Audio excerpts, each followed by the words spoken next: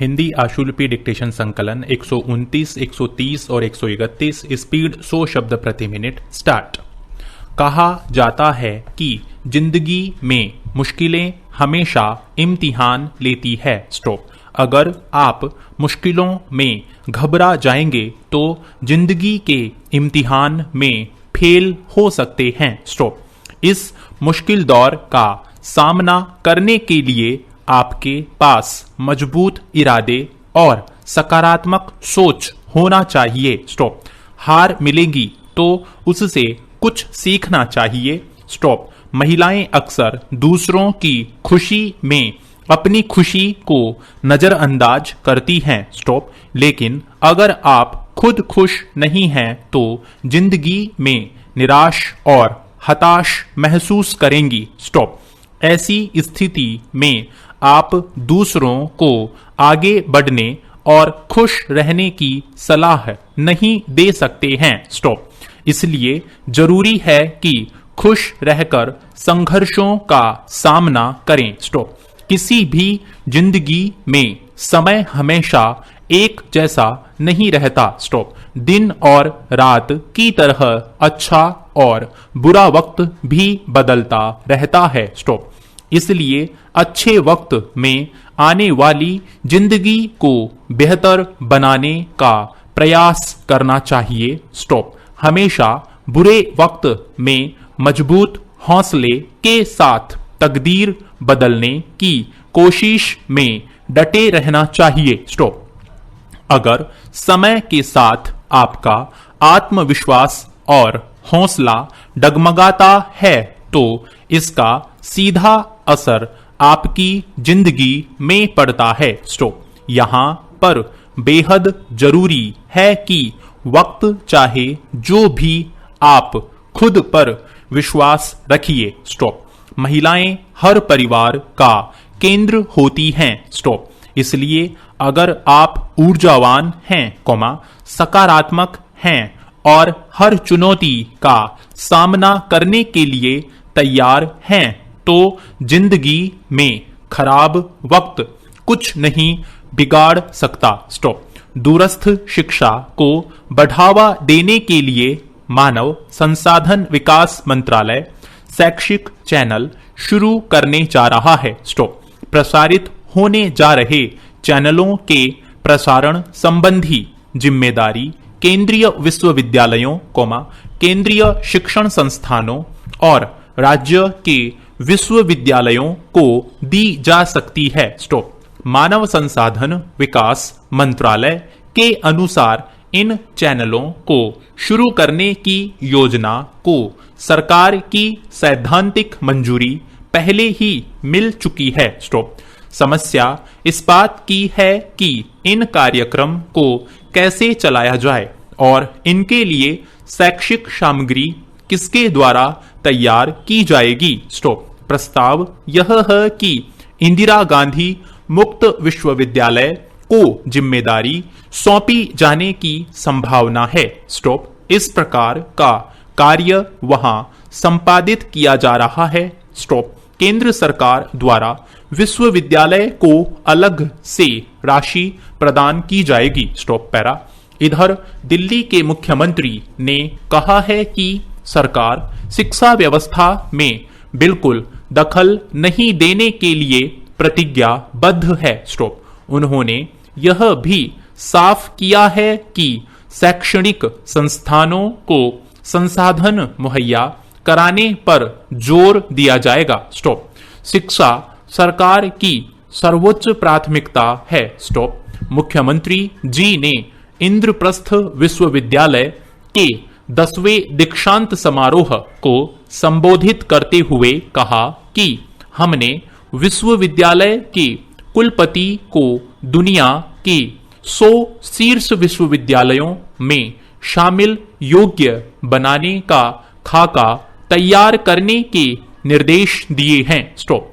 दीक्षांत समारोह में उपस्थित उपराष्ट्रपति जी ने देश में शोध की कमी को लेकर चिंता जताते हुए कहा कि उच्च शिक्षा में दाखिला लेने वाले विद्यार्थियों में से सिर्फ 1% ही शोध कर रहे हैं। स्टॉप। शोध और विकासात्मक गतिविधियां बढ़ाने के लिए लक्ष्य पर बल दिया जाना चाहिए। Stop para. साथियों, आपको मालूम होना चाहिए कि पेड़ों से गिरने वाली पत्तियों को जलाना दंडनीय अपराध है। स्टॉप। पत्तियां जलाने के संबंध में समय समय पर अदालत और हरित न्यायाधिकरण महकमे से आदेश जारी होते रहते हैं। स्टॉप।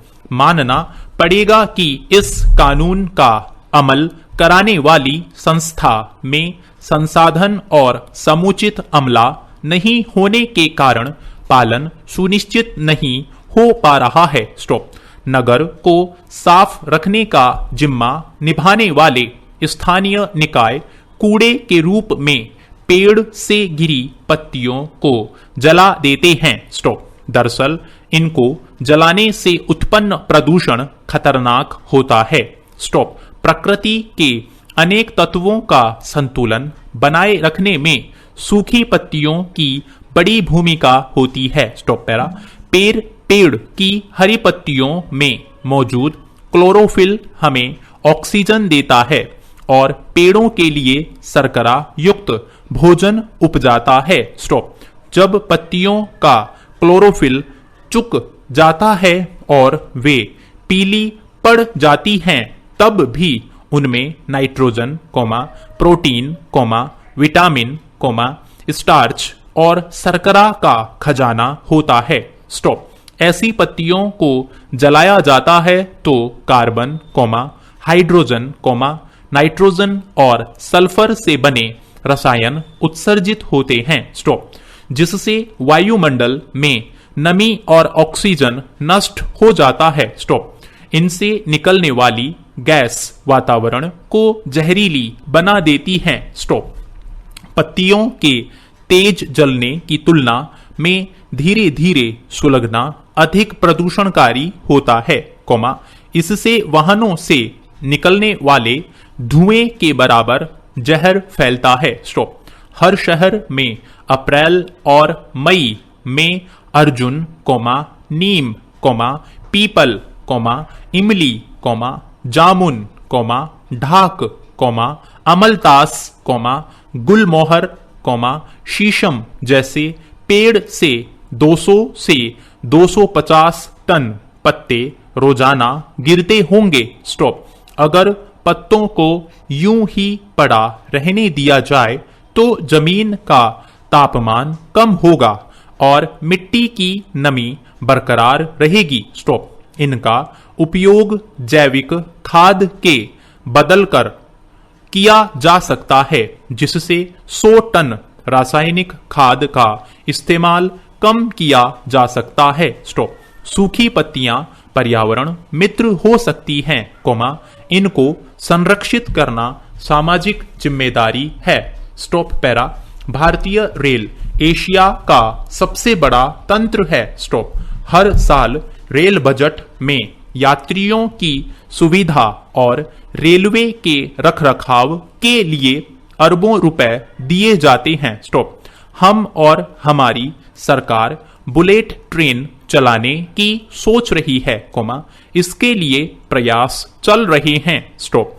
चीन और जापान से मदद ली जा रही है। स्टॉप। दूसरी ओर भारतीय रेल व्यवस्था ऐसी है कि लगभग हर 6 महीने में एक न एक बड़े रेल हादसे की खबर सुनने में आ जाती है। स्टॉप। पिछले 9 महीने में कई छोटे बड़े हादसे बहुत हो चुके हैं। स्टॉप।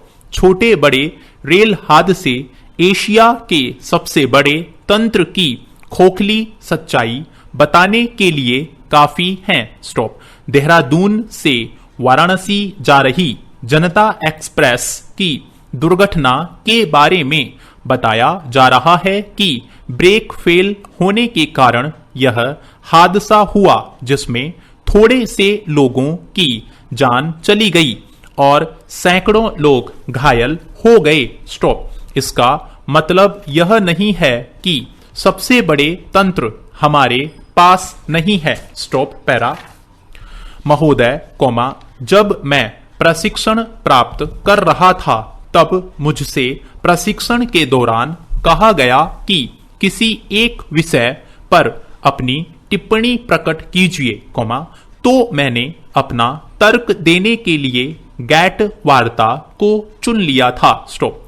गैट यानी आयात निर्यात एवं व्यापार पर आम संधि जनवरी 1948 से प्रभाव में आई। स्टॉप। आजकल इस संधि के तहत वार्ताओं का 8वां दौर चल रहा है। स्टॉप। यह दौर 1986 से शुरू हुआ और 1990 में समाप्त हो जाना चाहिए था, किंतु यूरोपीय समुदाय और संयुक्त राज्य अमेरिका के बीच मतभेद पैदा हो जाने की वजह से कोई निष्कर्ष नहीं निकल पाया। स्टॉप। तब गैट के महानिदेशक श्री डंकल ने समझौते हेतु एक प्रस्ताव तैयार किया। स्टॉप। यही वह डंकल प्रस्ताव है जिसका डंका आजकल दुनिया में बज रहा है। स्टॉप। डंकल प्रस्ताव की एक और अनूठी बात यह है कि आज तक विकासशील देशों को अपने अंदरूनी बाजार की सुरक्षा की जो छूट थी उसे समाप्त करने का प्रस्ताव इसमें रखा गया है। स्टॉप। तीसरी अभूतपूर्व बात यह है कि पहली बार संपदा संबंधी अधिकार को इसमें स्थान मिला है। स्टॉप। खेती में इन तीनों के मिले जुले असर गंभीर और दूरगामी हो सकते हैं। स्टॉप। खेती हमारी अर्थव्यवस्था का एक महत्वपूर्ण क्षेत्र रहा है। स्टॉप। हमारे देश के अधिकतर लोग खेती द्वारा रोजगार पाते रहे हैं। स्टॉप। हमारे सकल राष्ट्रीय उत्पाद का बड़ा हिस्सा खेती से प्राप्त होता रहा है। स्टॉप। गरीब देश होने के नाते भारत की अधिकतर आबादी अपनी आमदनी का बड़ा भाग अपने भोजन पर खर्च करती है। स्टॉप। इसके अलावा हमारे कई उद्योग भी खेती से प्राप्त कच्चे माल पर निर्भर हैं। स्टॉप। खेती मात्र आर्थिक गतिविधियां न होकर हमारे लिए एक सांस्कृतिक परंपरा हो गई है। स्टॉप। यदि देखा जाए तो डंकल प्रस्ताव मूलतः उत्तर में स्थित विकसित देश का हित साधक है। स्टॉप। दरअसल यह प्रस्ताव बहुराष्ट्रीय कंपनियों से सरोकार व्यक्त करता है। स्टॉप। यद्यपि अतिरिक्त उत्पादन ठिकाने लगाने की चिंता इसके मूल में है। स्टॉप। इसके विपरीत दक्षिण के देश की मूल चिंता उत्पादन बढ़ाने, वितरण में समानता लाने, खाद्यान्न सुरक्षा हासिल करना है। स्टॉप। डंकल प्रस्ताव पर गंभीरतापूर्वक विचार करने का मतलब सिर्फ सीधे खेती से संबंधित है। स्टॉप। इसका अर्थ यह नहीं लगाया जा सकता कि अन्य हिस्सों का असर खेती पर नहीं पड़ेगा। स्टॉप। वर्तमान दौर में खेती गैट वार्ता का केंद्रीय बिंदु बनी हुई है। स्टॉप। जिसकी सफलता यूरोपीय और अमेरिका के बीच समझौते पर निर्भर करती है। स्टॉप। आज तक खेती को गैट धारा से मुक्त रखा गया था। स्टॉप। कृषि पर अंतर्राष्ट्रीय व्यापार की शर्त लागू नहीं होती थी। स्टॉप। ऐसे में आज यदि खेती एकदम से केंद्र बिंदु बन जाए तो ऐसा लगना स्वाभाविक है कि शायद खेती एक ऐसे संकट में फंस गई है। स्टॉप। जिसका अलग अलग पड़ गए राष्ट्र अपने आप कोई हल नहीं खोज पा रहे हैं। स्टॉप।